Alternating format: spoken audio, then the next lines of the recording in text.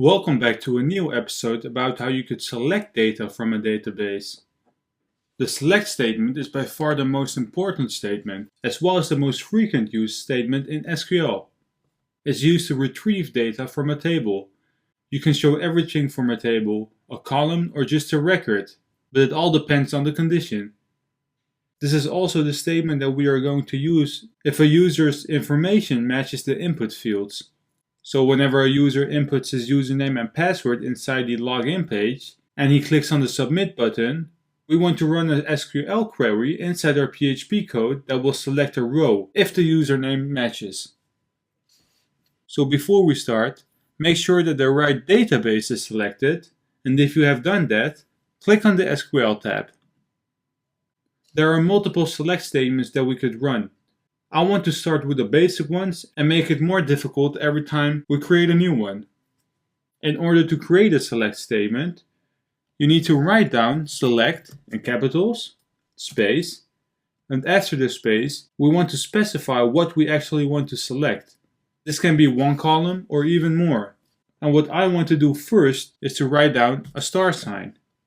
And what the star sign basically means is, well, select everything. So after the star sign, hit space. And now we need to say where we want to select it from. So let's write down the keyword from, space, and the table name.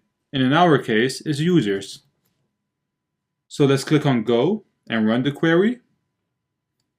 And you can see that everything that we have in our database is selected. So a quick tip for you guys. We will be executing multiple queries, and whenever you click on Show Query Box, you can see the query that we last inputted. Otherwise, you just have to copy-paste it every single time. So instead of selecting it all, I only want to select the username. So we need to replace the star with username, which is the column. Click on Go, and you can see that we're only getting the usernames. What eventually our main goal is to use a select query whenever a user tries to log in. And I want to create the query to show you how this actually works. So let's click on Show Query Box. So whenever a user clicks on the Submit button, we want to select all the information if there is a match. So let's replace username with star again. And let's go after users. And we want to specify something new. We want to create a condition that needs to be checked in order to print the right information on the screen. And this can be done with a where keyword.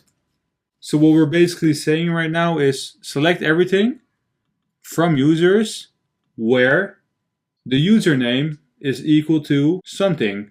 So let's say space, username is equal to, well, it's a string, so in single quotes. And let's say Dari06. Let's test it out and click on Go. And you can see that Dari06 has an ID of 1 and a password of 123456. And you can also see that the border of the where statement gets highlighted in yellow and all the information of a user is printed out. So let's click on Show Query Box again. And later on in our PHP code, we want to replace whatever comes after the equal sign with the value of the input field. And remember that we actually did that using superglobal post. I want to show you something else as well, because we can use something that we have discussed in one of our beginning episodes, and that is logical operators. So we want to see if username is equal to Dari06, or do you remember it? The AND and OR statement. So we want to see if username is equal to Dari06. And let's say that ID is equal to 4, which is totally different. Well, let me put 4 in single quotes. It's not necessary because it's an integer.